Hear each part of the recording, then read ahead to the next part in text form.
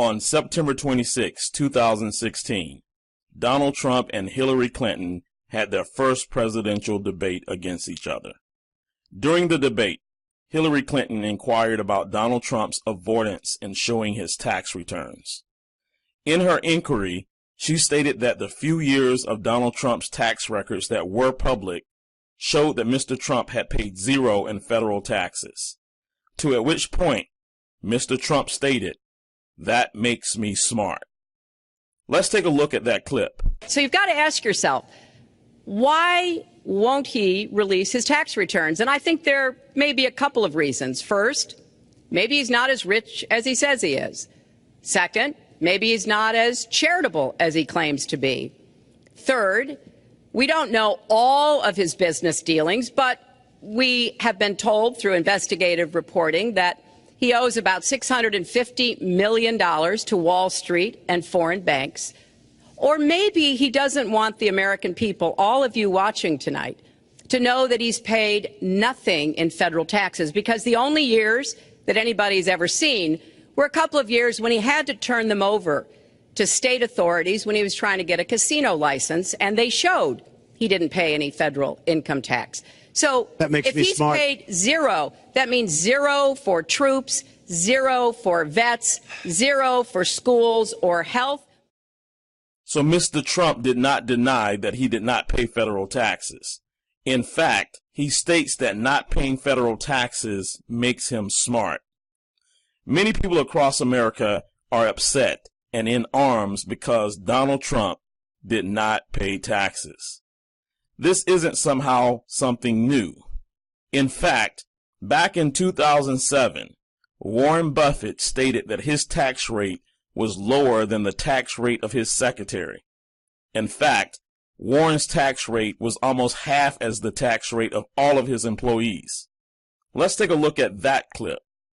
There on the economy, we should say all of this comes with a looming tax fight in Congress. The Democrats want to revamp the tax structure and get rid of some of the loopholes that the wealthy and corporations enjoy to pay less taxes. And it may surprise you to learn that one of the universally accepted richest guys in the world, Warren Buffett, feels he pays too little by percentage.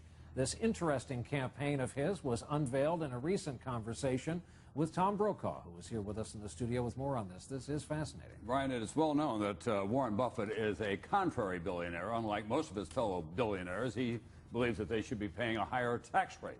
And to prove his point, he decided to compare what he pays as a tax rate with what the people who work for him pay. The taxation system has tilted toward the rich and away from the middle class in the last 10 years. It's dramatic, and I don't think it's appreciated. And I think it should be addressed. You've gone very public with this. Right. You've talked about in your own office, for example, you pay a much lower tax rate with all of your wealth than, say, a receptionist does. That's exactly right, Tom. And I think the only way to do it is with specifics. And in our office, 15 people cooperated in a survey out of 18. I didn't make anybody do it. And my total taxes paid, payroll taxes plus income tax, mine came to 17.7%. The average for the office was 32.9%. There wasn't anybody in the office, from the receptionist on up, that paid as low a tax rate. And I have no tax planning. I don't have an accountant. I don't have tax shelters. I just follow what the U.S. Congress tells me to do. By now, many of you watching this video may be upset to know that the wealthy don't pay as much in taxes as the middle class does. Many people distrust the wealthy because they believe they are cheats. But what you didn't hear is what both Mr. Buffett and Mr. Trump said about paying less in taxes than everyone else does. We used certain laws that are there, taking advantage of the laws of the nation. Now, if you want to change the laws, you've been there a long time, change the laws. But I take advantage of the laws of the nation because I'm running a company. My obligation right now is to do well for myself, my family, my employees, for my companies. And that's what I do. I just follow what the U.S. Congress tells me to do. They both use the laws that are in place which allow them to reduce their tax liability legally. These are laws that are available to every red-blooded American. Contrary to popular belief, you do not have to be rich to take advantage of these laws. You just have to know them and then apply them to your financial situation. There are 2 caveats that you need in order to participate. 1, you must be a business owner. As a regular wage earner, a W-2 employee, there are only a handful of tax deductions that are available to you, approximately 6 or 7. However, as a business owner, there are over 475 tax deductions available to business owners.